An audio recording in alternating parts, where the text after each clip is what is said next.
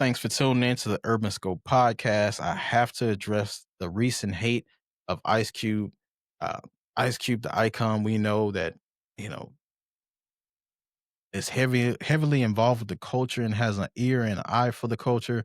Brung us a lot of great moments, uh, but there's been a lot of Ice Cube hate lately that's been unwarranted. I feel you had Ari Spears on Vlad TV talking about he's not a fan of Ice Cube as an actor or as an artist, a rapper, which is insanity from him as usual, because I think he's clout chasing or trying to get a viral moment. But he knows that songs like "Today Was a Good Day" is a classic. "No Vaseline" is a classic. All of those NWA songs, were a part of Ice Cube's work and in his DNA, because he wrote a lot of those songs. So a lot of things that happen in the rap culture were contributed or attributed to Ice Cube's hard work. And just because he had one bad movie doesn't make let's not forget his greatness. But Aries is usually a hater, and he try to wonder why people's hates, but it's the way you say things, not that you say things. And the way Ari Spears does things, especially on Vlad TV, he's trying to get back on Vlad TV because he always have to leave you something that's controversial that doesn't make a lot of sense, that we know he doesn't believe. He's just doing these things just so he can get back on Vlad TV. Um, because this is the wrong person to go at. Ice Cube is a lot of things, but the biggest thing he is a creator of content, whether it be music or it be movies or television.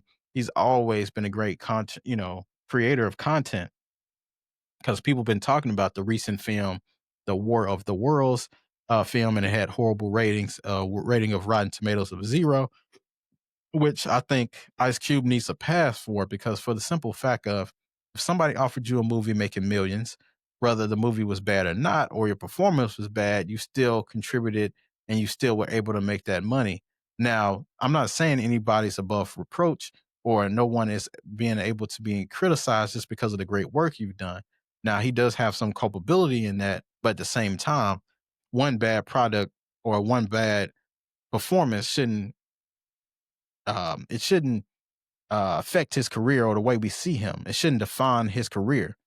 Now, a lot of people, well, not a lot of people, just some of the haters are saying that, but about his acting and things like that. But we can't forget what Ice Cube has done for the industry. Just because you done one bad movie or a couple bad movies, well, for that fact, it doesn't define your career. Ice Cube's career will be defined from the Friday movie series, from Friday, next Friday, Friday after next, the new movie coming out. I think it's called This Friday.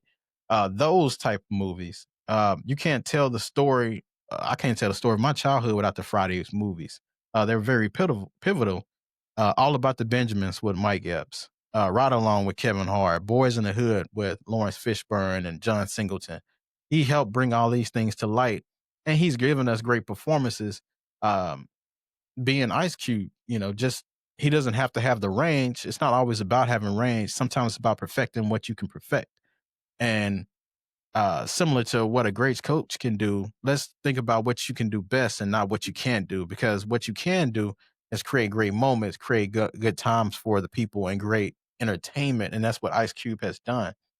And you have to think about the crazy transitions that Ice Cube has done. He's transitioned not only from a rapper to a movie role of being a producer, actor, director, all these different things. He transitioned into a league owner of a sports league in the Big Three. And he continues to evolve and stays ahead of the curve, because he knew as an artist, I think he saw the writing on the wall. An artist is not as lucrative as other things he could be doing, but he always goes back to the music. He's been active in every decade, 90s, 2000s, 2010s, 2020s.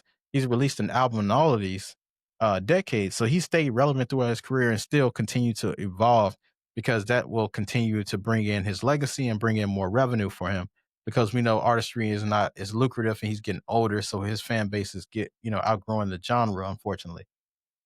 But he was one of the first artists to fight for contracts and to fight for better deals for these artists. And he's given a lot of opportunities to a lot of different actors, whether it be Cat Williams or Mike Epps or Chris Tucker.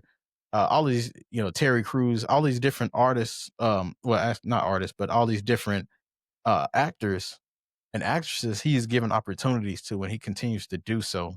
So this one movie, well, having one bad movie shouldn't define him as content creator or artist. And he's, in my opinion, the most influential member of NWA.